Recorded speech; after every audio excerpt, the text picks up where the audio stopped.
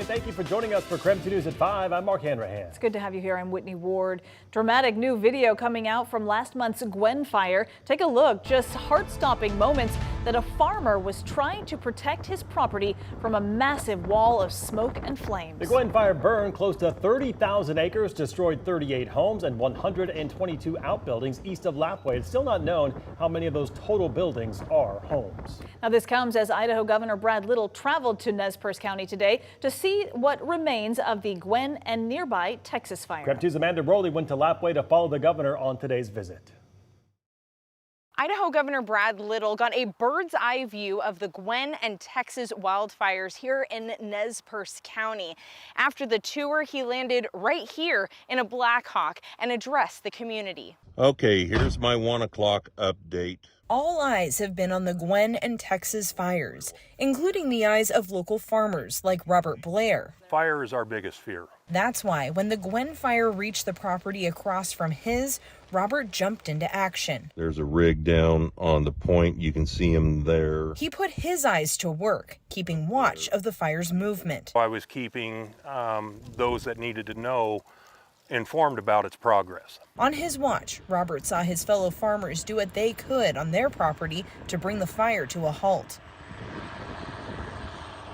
The first thought that came to mind? We need air resources ASAP. And he watched when those professional resources came.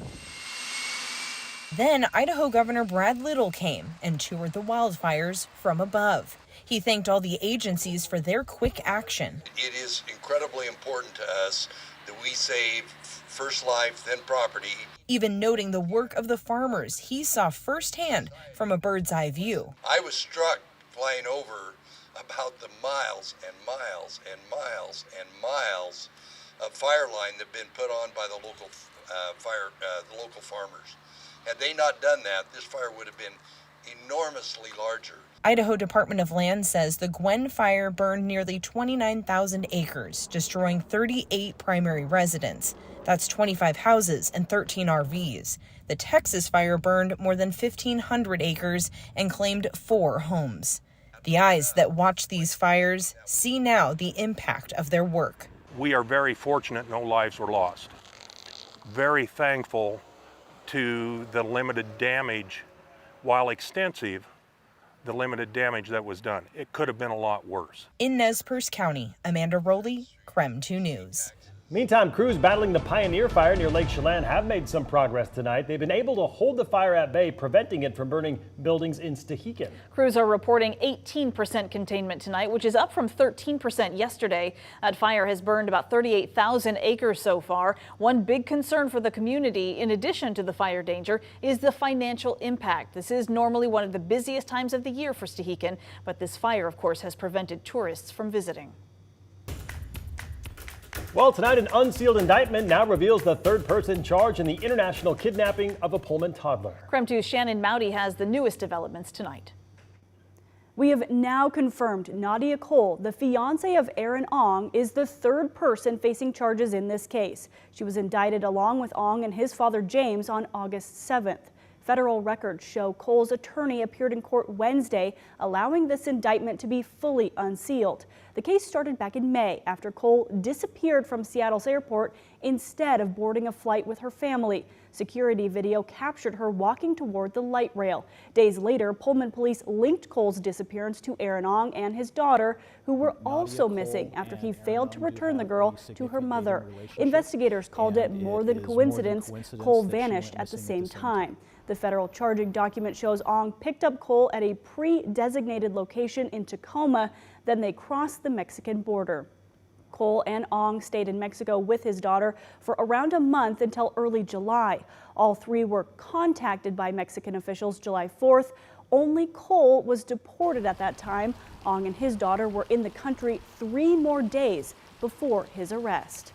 We've also learned tonight Cole is not in custody. She's been served a summons and is expected to be in Eastern Washington's federal court September 6th. Shannon Mowdy, KREM 2 News. Right now, U.S. Marshals and the Stevens County Sheriff's Office are searching for a possibly armed and dangerous man who may be in the Chewelah area.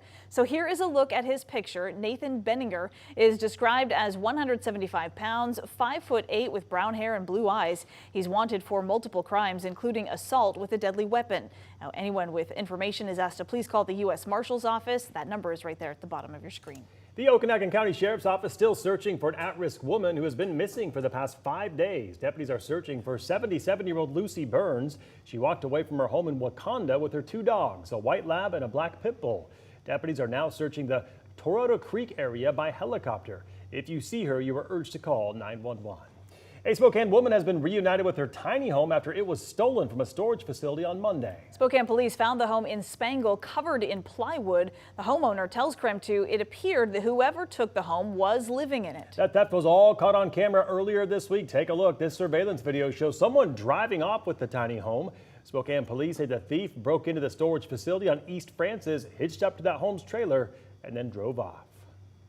All right, we're going to take a quick break from the headlines. We want to take a look at the forecast with our chief meteorologist, Jeremy Legoo. And Jeremy, a chance of scattered thunderstorms moving in tonight. What else should we be looking out for?